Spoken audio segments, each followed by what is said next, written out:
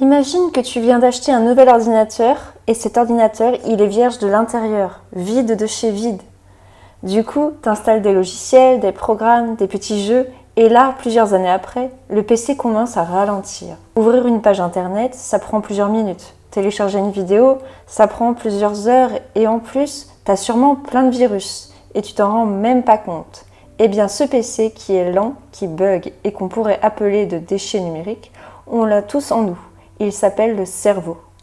Dans cette vidéo, oublie tout ce que tu sais parce qu'on va nettoyer et purifier ton cerveau. On va désinstaller tous les virus et installer des nouveaux logiciels qui vont te permettre d'atteindre tes objectifs. Bienvenue chez Camille Lelièvre, créatrice de la méthode STAR.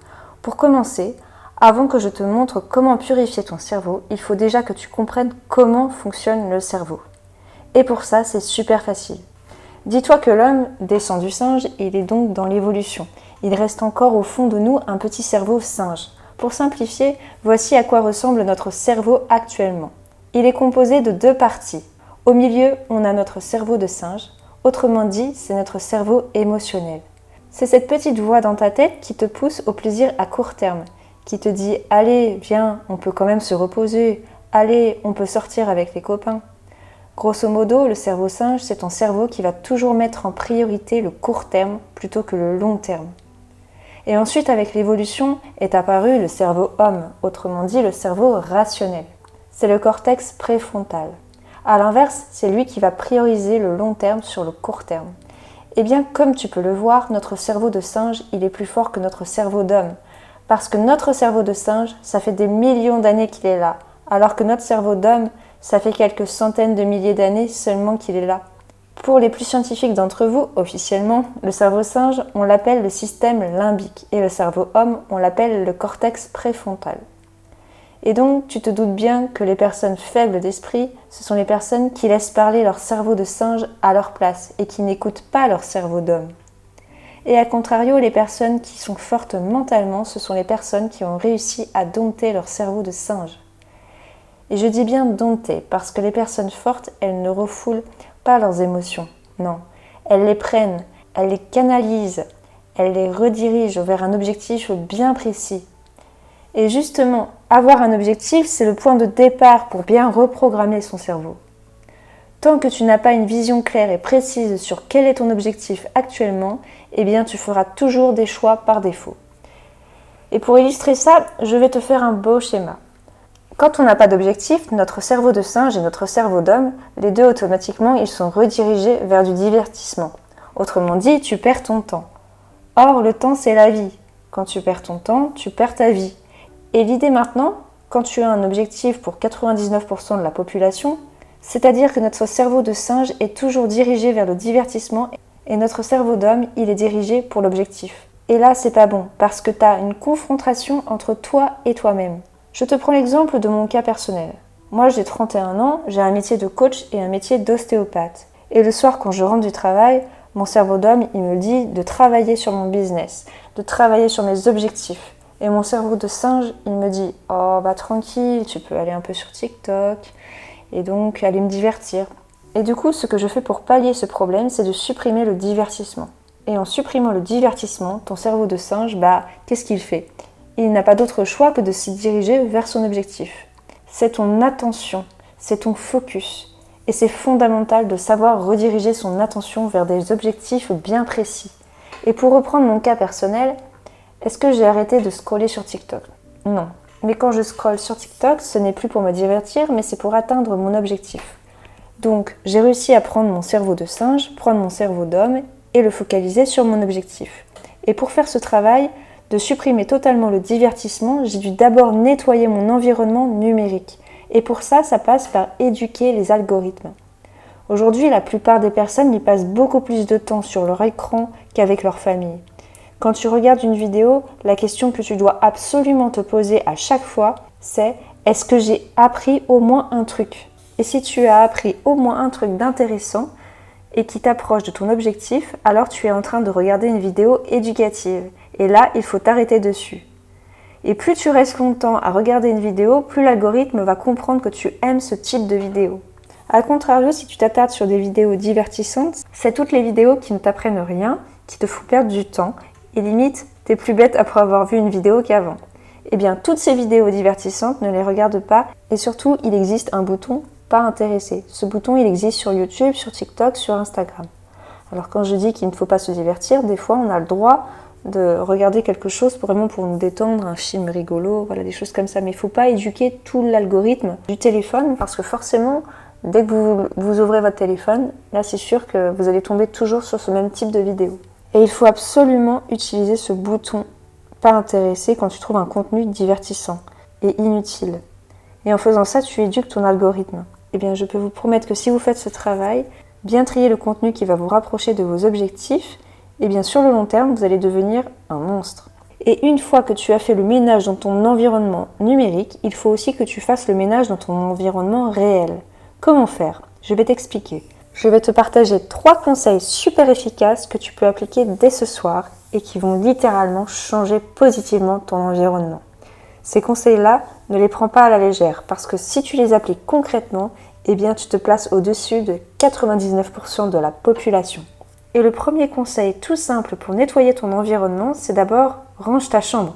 Ce que tu vois autour de toi est le reflet de ce que tu auras dans ta tête. Si tu vis dans une chambre avec plein de bazar, des objets partout, eh bien qu'est-ce qui va se passer? Dans ta tête, ça sera le bazar. Alors que si tu vis dans un environnement bien propre, avec des objets de valeur bien beaux, qu'est-ce qui se passe dans ta tête?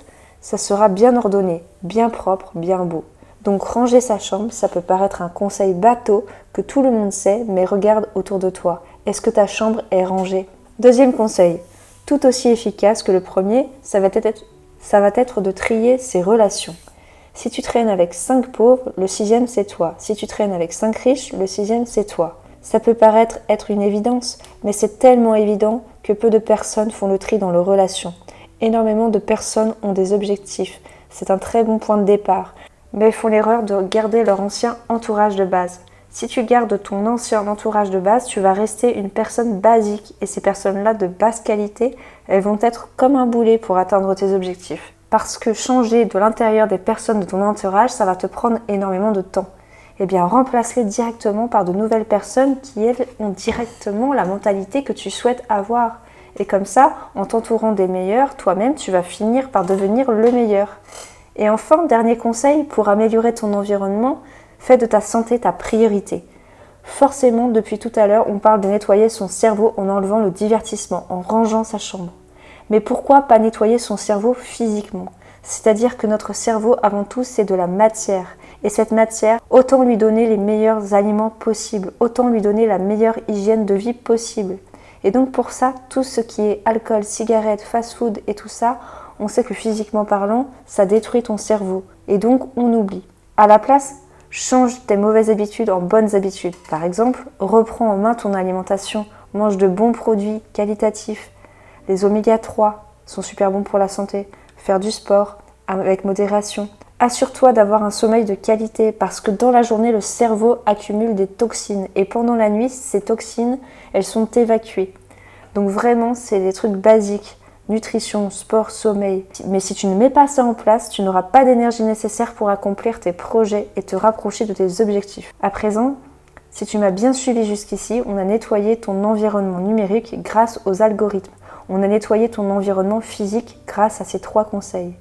Et maintenant, c'est comme si tu avais un nouveau PC, un nouveau cerveau frais. Ce qu'il reste à faire, et ça, c'est la dernière étape de la reprogrammation de ton cerveau, ça va être d'installer les bons logiciels qui vont te permettre de réussir tes projets. Et c'est quoi les bons logiciels à mettre dans notre cerveau? Je vais te les partager. Il y en a 2. Dans les 30 prochaines secondes, je vais te partager les 2 paramètres qui te permettent de te forger un mindset de gagnant. Mais avant, un petit rappel sur ce qu'est le mindset. Mindset en anglais, c'est paramétrer son esprit. Et donc pour ça, il y a 2 paramètres d'un mindset conquérant. C'est premièrement remplacer tous les mots négatifs de son vocabulaire par des mots positifs. Il faut savoir que le cerveau ne comprend pas la négation. C'est comme si je te disais de ne pas penser à un éléphant rose. Tu fais quoi? Penser à un éléphant rose. Et bien là, quand tu penses uniquement avec des mots positifs, tu entraînes ton esprit à se forger un optimiste en toute épreuve. Et c'est ça qu'on a besoin pour mener à bien nos projets.